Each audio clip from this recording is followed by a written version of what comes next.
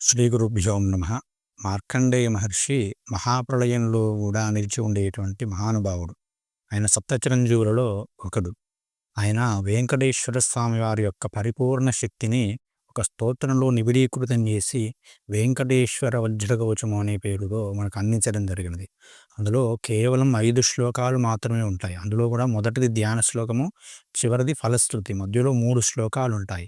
ఆ 3 శ్లోకాలలో అద్భుతంగా ఒక వ్యక్తి తన యొక్క జీవితంలో ఏమేమి పొందాలి, ఏమేమి సాధించాలి, ఎలాంటి లక్షణాలు పొందాలో అవన్నీ కూడా వెంకటేశ్వర స్వామివారి ద్వారా లభించే విధంగా అద్భుతమైనటువంటి మంత్రశక్తితో, అంటే పురుష సూక్తంలో ఉన్నటువంటి మంత్ర శక్తిని కూడా ఇందులో నిబిడీకృతం చేసి మనకు అందించడం జరిగినది. దానిని నిత్యం ఉదయం సాయంత్రము చదివినట్లయితే ఆ చదివే వారి చుట్టూ కూడా ఒక అభేద్యమైనటువంటి కవచం ఏర్పడుతుంది.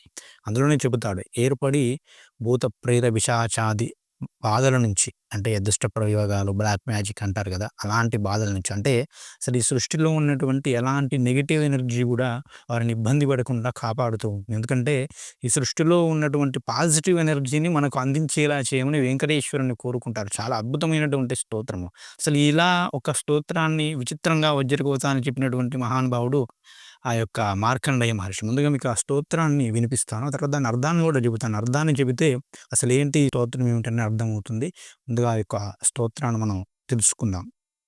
మార్కండేయ ఉవాచ నారాయణం పరబ్రహ్మ సర్వకారణకారణం ప్రపద్యే వెంకటేశాఖ్యం తదేవ కవచం మమ సహస్రశీర్షా పురుషో వెంకటేశ శిరోవతు ప్రాణేశః ప్రాణనిలయః ప్రాణాన్ రక్షతు మే హరిః ఆకాశరాట్ సుతానాథ ఆత్మానం మే సదావతు దేవదేవోత్తమోపాయాత్ దేహం మే వెంకటేశ్వరః సర్వత్ర సర్వకాలేషు మంగాంబా జానిరీశ్వరః పాలయేన్మాం సదా కర్మ సాఫల్యం నః ప్రయచ్చతు య ఏతద్వజ్రకవచమభేద్యం వెంకటేశితుః సాయం ప్రాతః పఠేన్నిత్యం మృత్యుం తరతి నిర్భయః. ఇది శ్రీమార్కండేయకృత శ్రీ వెంకటేశ్వర వజ్రకవచ స్తోత్రం సంపూర్ణం అని చాలా చిన్న స్తోత్రము.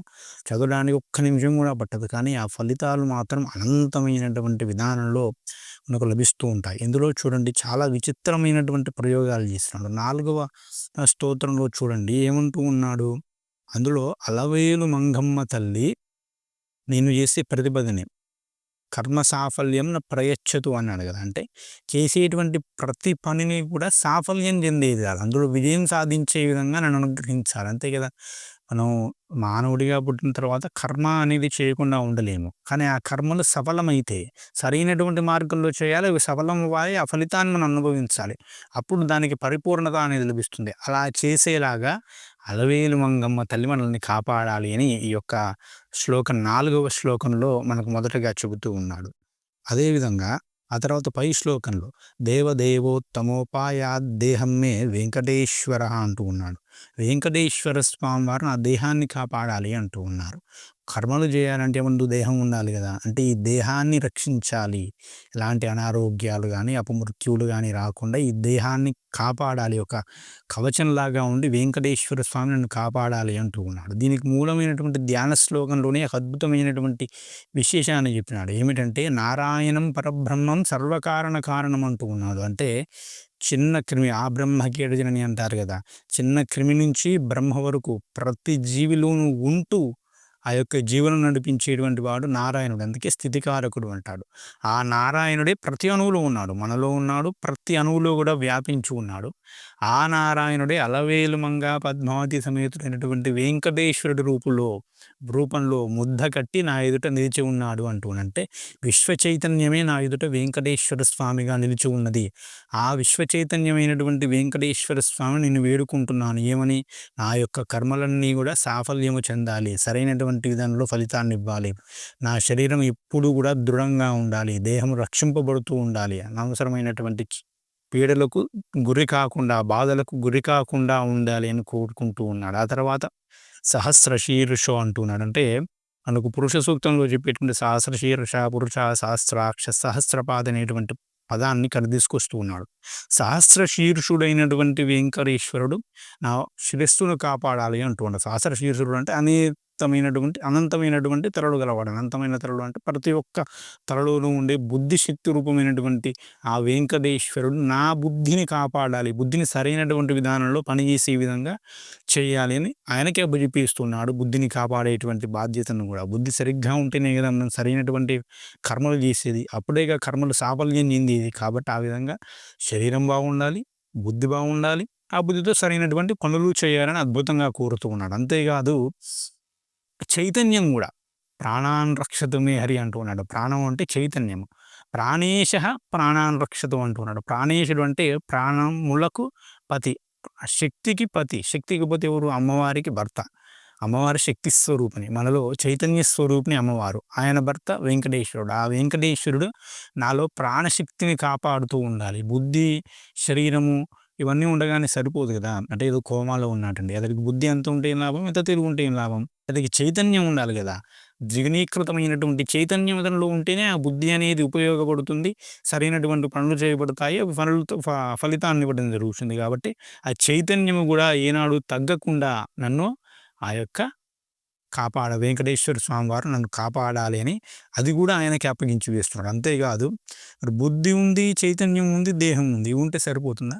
అసలైంది ఒకటి ఉంది. ఏమిటది? ఆత్మానమ్మే సదావతు. ఉత్త శరీరము, చైతన్యం ఇవంటే ఉండి సరిపోదు. ఆత్మ అనేది ఉండాలి. అపమృత్యు అనేది రాకుండా చూడాలి. ఆత్మానమ్మే సదావతు అంటే నా ఆత్మస్వరూపంలో ఆ వెంకటేశ్వర స్వామి వారు ఎల్లప్పుడూ కొలువై ఉండి అపమృత్యు బాధలు రాకుండా చూసి, నా బుద్ధిని సరైన విధానంలో పనిచేసేలా చేసి, నా శరీరాన్ని సరైనటువంటి ధర్మానికి మాత్రమే కట్టుబడేలా చేసి, కర్మలు ధర్మ మార్గంలో ధర్మం చెప్పినటువంటి కర్మలు మాత్రమే చేసేలా చేసి, ఆ కర్మలు సాఫల్యం చెందేలా కూడా చేయాలి అని అద్భుతమైనటువంటి విధానంలో చెబుతూ ఉన్నాడని. ఎంత గొప్ప విషయం అంటే అసలు ఇలాంటి వజ్రకవచ స్తోత్రం ఎక్కడా చెప్పబడలేదంటే అలాంటి స్తోత్రం ఇది. ఉన్నటువంటి పాజిటివ్ ఎనర్జీస్ అన్నీ కూడా మనలోనికి రావాలి.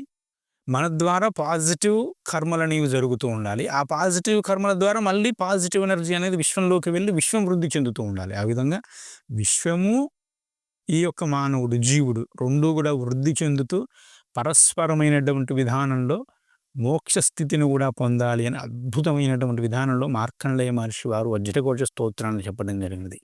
ఈ యొక్క వజ్రకవచ స్తోత్రాన్ని ఎవరైతే నిత్యము పఠన చేస్తారో ఏతద్వజ్రకవచం అభేద్యం వెంకటేశుతు అంటున్నాడు. దీన్ని చదివేవారు అభేద్యం అనమాట. ఎందుకంటే అన్ని చోట్ల ఆయనే ఉన్నాడు. మన ఆలోచనలు సరిగ్గా ఉన్నాయి, మన శరీరం సరిగ్గా ఉంది, మన ఆత్మ స్వచ్ఛంగా ఉంది, మన ఆలోచనలు స్వచ్ఛంగా ఉన్నాయి, మన కర్మలు స్వచ్ఛంగా ఉన్నాయి, మన ఫలితాలు స్వచ్ఛంగా ఉన్నప్పుడు ఎవరు మాత్రం మనల్ని ఏం చేయగలుగుతాడండి? ఏ గ్రహం మనల్ని ఏం చేయగలుగుతుంది? ఏ దుష్టశక్తి మనల్ని ఏం చేయగలుగుతుంది? ఏ చెడు ప్రయోగాలు మనల్ని ఏం చేయగలుగుతాయి? కాబట్టి ఏమీ చేయకుండా ఒక కవచంలాగా మనల్ని ఆ ధర్మం రక్షిస్తుంది. ధర్మో రక్షతి రక్షతి అనేటువంటి పదానికి శ్లోక రూపమే, స్తోత్ర రూపమే యొక్క వెంకటేశ్వర వజ్రకవచమేమో అనిపిస్తుంది కదా మనం తెలుసుకుంటే. ఆ విధంగా మనల్ని రక్షింపబడుతూ రక్షిస్తూ ఉంటుంది. దీన్ని నిత్యం ఉదయము సాయంత్రము చదివినట్లయితే మనలో ఆ విధంగా ఆ ధర్మం వైపు మనం వెళ్ళేలా బుద్ధి ప్రచోదనమై ఒక వజ్ర కవచంలాగా కాపాడి మనల్ని రక్షిస్తారు అని ఆ యొక్క స్తోత్ర ఫలశ్రుతిలో చెప్పడం జరిగింది. 2 సార్లు చదివితే విశేషమైనటువంటి ఫలితం వస్తుంది. తీవ్రమైనటువంటి సమస్యల్లో ఉన్నవారు, ఇట్లనే ఏమైనా బ్లాక్ మ్యాజిక్ వేలకు వేలు పెడుతూ ఉన్నారు కదా, వారు ఒక 11 సార్లు, వీలైతే 108 సార్లు చదవండి. ఒక 41 రోజుల పాటు చదివితే వెంకటేశ్వర స్వామి ముందు ఇవన్నీ కూడా పనిచేయవు. కాబట్టి అద్భుతమైనటువంటి శక్తి మీలోకి ప్రసరణ అవుతుంది. ఒక్క బ్లాక్ మ్యాజిక్కే కాదండి, వెంకటేశ్వర స్వామి వారు ఏదైనా ఇవ్వగలరు.